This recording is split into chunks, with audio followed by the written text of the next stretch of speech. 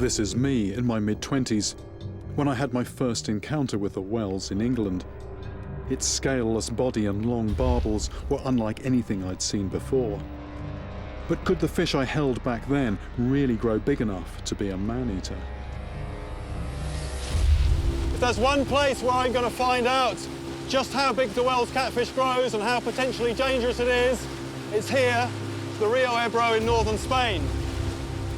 3 decades ago, around the same time I caught my first whales in England, a German scientist moved some of its brethren from their native Central Europe to this river in sunny Spain. Ever since, they've grown in numbers and size. There are 3 reasons why the Wels catfish are growing so big in this river. It's a mixture of man-made and natural. For a start, you've got 3 of these huge dams, and it just means there's so much more water, more space for the fish to live in. On top of that, this water is hot. The fish, being a cold-blooded animal, can just feed and grow for more months of the year. This place was stuffed with fish anyway, particularly carp. The anglers are coming in, they're throwing in huge amounts of bait and just sending the whole system into hyperdrive.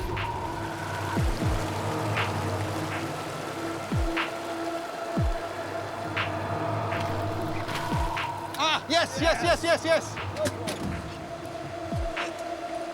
Open the reel, open the reel. Open the reel.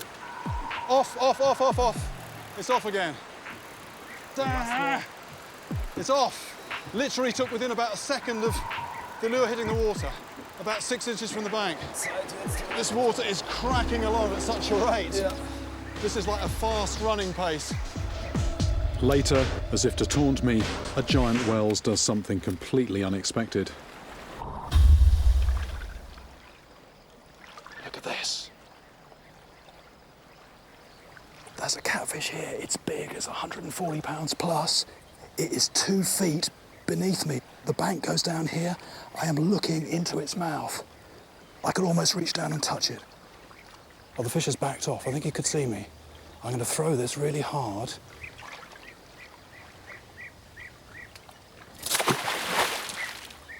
No reaction. The last time I encountered a whales, I could comfortably hold it in my hands. But I could bust my back trying to lift this monster. This is not my preferred fishing technique. I like to feel the line, to be in contact with the bait. But whales are not delicate feeders. Yes, here, here, here, here. And it's about to get hotter. That's taking line, that's taking line. Okay, that's taking line. Got a bit of speed on. This is physical stuff. Whoa. I'm battling a Wels catfish, which, according to legend, is a giant man-eater. As it breaks the surface, I finally see how big this fish is. We've got the fish, and that is a big fish. If I can lean back. Yeah. I'll move you the other side. Okay. Up. At 140 pounds and nearly 7 foot, this monster is a perfect example of catfish design. Just get a sort of a cool scientific look at this animal. I mean, the first thing, it's obviously the thing to do, start at the business end, the head. You've got, the main thing is just this very, very wide mouth, about 10 inches across on this animal. And you've got needle-like teeth. They are sharp as well. You put your hand in there and they'll draw blood. But in terms of getting a grip, just perfect. If they clamp down tight with those sort of jaw muscles, you're not going to get out of that. They're just purpose-built for lurking on the bottom and grabbing stuff that comes above them. And they're going to know that stuff is there, the prey, because they've got these. And these are just, this is like sort of extrasensory perception. You can tell what's going on in the water. Apparently there was a military diver doing some sort of repairs when he saw a very large som.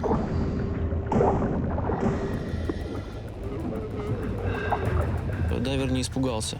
Он достал нож и завязалась схватка. So the som attacked the diver.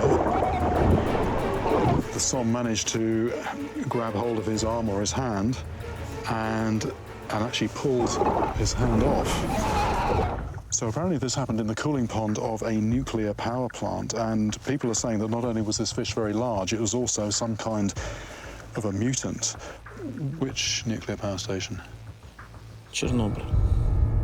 Chernobyl, site of the worst radiological accident in history, and now reportedly home to a giant mutant with a taste for human flesh.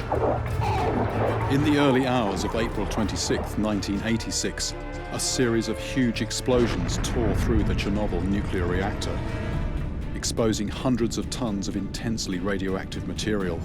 Today, nearly 30 years later, the area is still under strict military protection and control. Only authorized personnel may enter.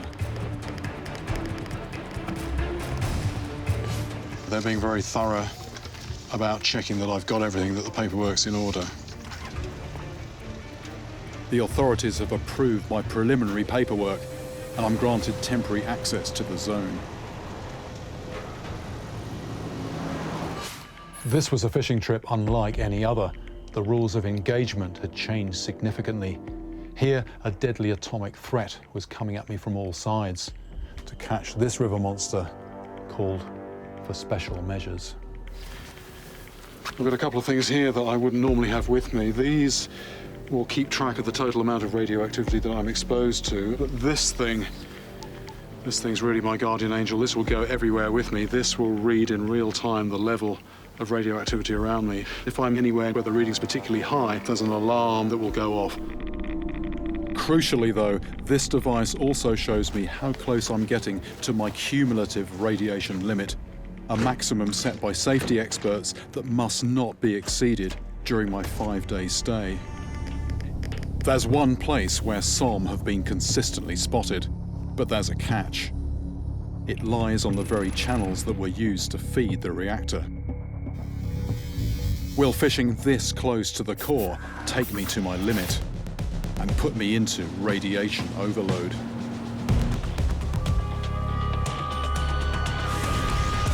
My alarm's just gone off. And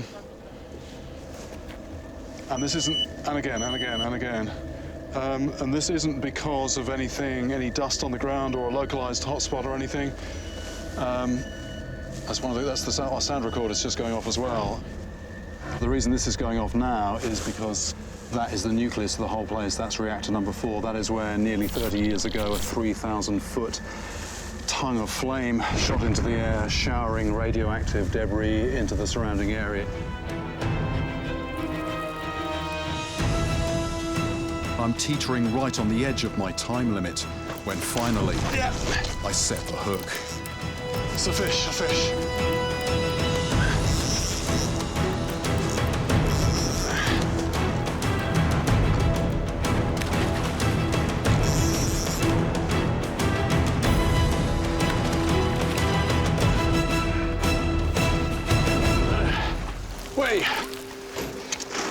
I need the gloves. I've no idea how radioactive it is. Long, dark, tapering body shape, the wide head, slimy skin, tentacles, teeth a bit like a worn-down brush. Later test results would reveal that far from being the giant mutant of science fiction, this Chernobyl catfish is less than half the normal size for its age. Its stunted flesh harboring 16 times the usual level of radiation. I may have caught bigger, but what's most extraordinary about this fish is that it's here at all.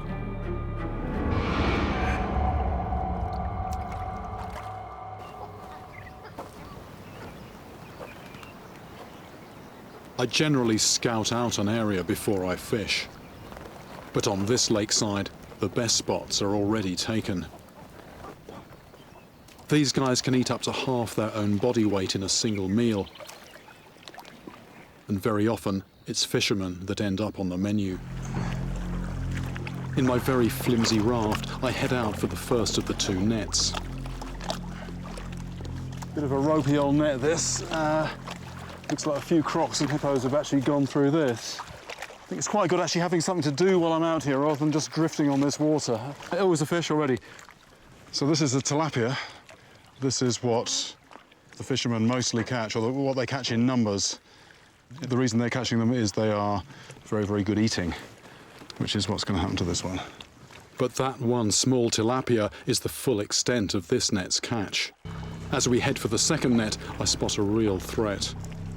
This is a bit nerve-wracking. There's a pod of hippos over there. It's not them I'm worried about, but there's a couple of others on the fringes of the group which periodically go under and then come back up again, and they've been coming back up closer and closer. Hippos are territorial animals, and I'm moving deeper into their territory.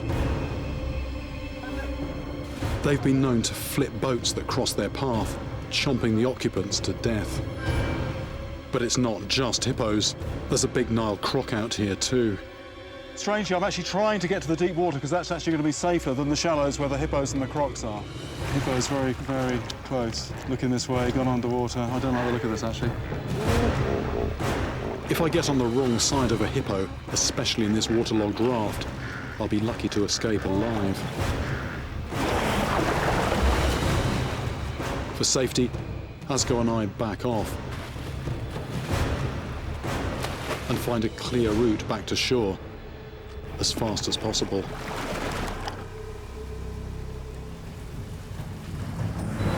Although I was forced to leave that lake without a Nile perch, I was told I might have more luck at Murchison Falls in Uganda.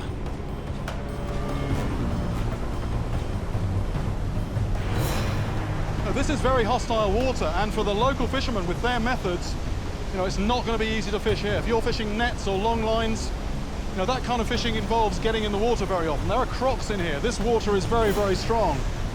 So this could be the only kind of gear that might stand a chance here.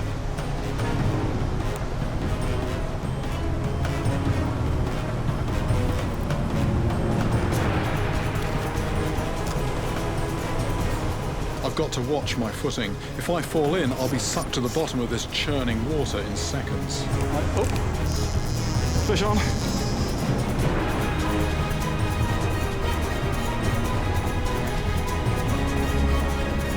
That's a good sized fish. I can't see the fish because there's just all that foam. How about that? Right, this is one lump of a Nile perch. It's 112 pounds with the net. We've got to deduct a little bit for that, but that's well clear of 100 pounds. One of the biggest Nile perch ever caught with a lure from the shore, from any river or lake. After my encounter with the hippos, pulling off a catch like this, never felt so good. Africa is the home to some of the most dangerous rivers I've fished. But many Africans believe mythical river monsters, just as deadly, are also out to get them.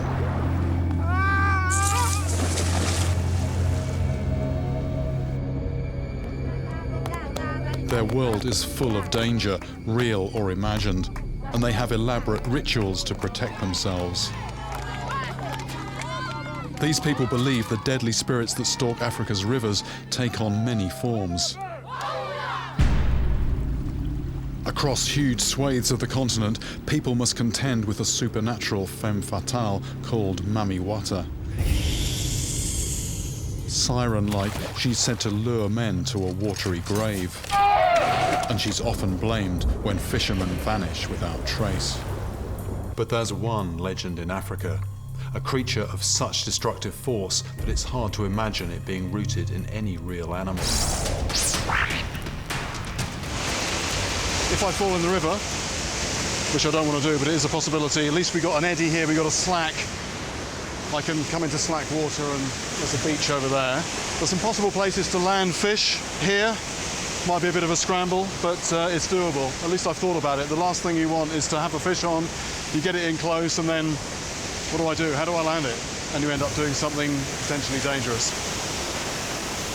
I'm about to find out what kind of creature can survive the Zambezi's thunderous rapids. Fish on! It's a strong fish, this. I'm not just fighting the fish, but the power of the rapids too. Oh, I think it's off. Oh, no. I have to get it into calmer water or I'll lose it.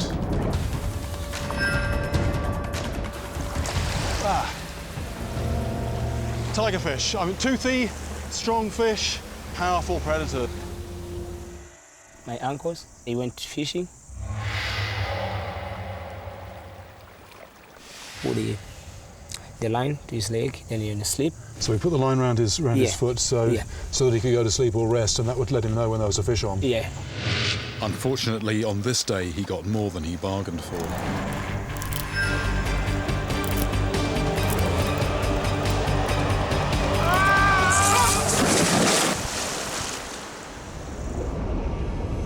Kelvin tells me it was a serpent-like fish that killed his uncle. So it looks a bit like a snake? Yeah, like python snake.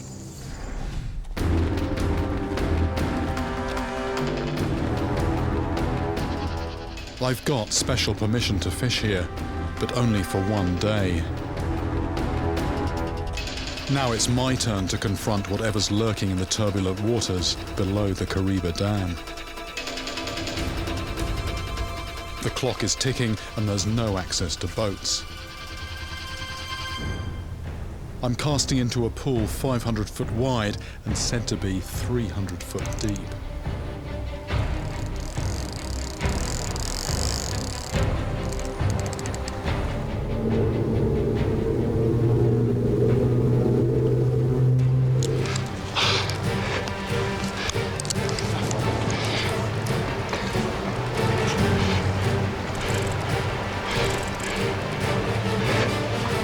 Get another line. I'm going to run along the bank there. Is the creature I'm about to unmask the real killer?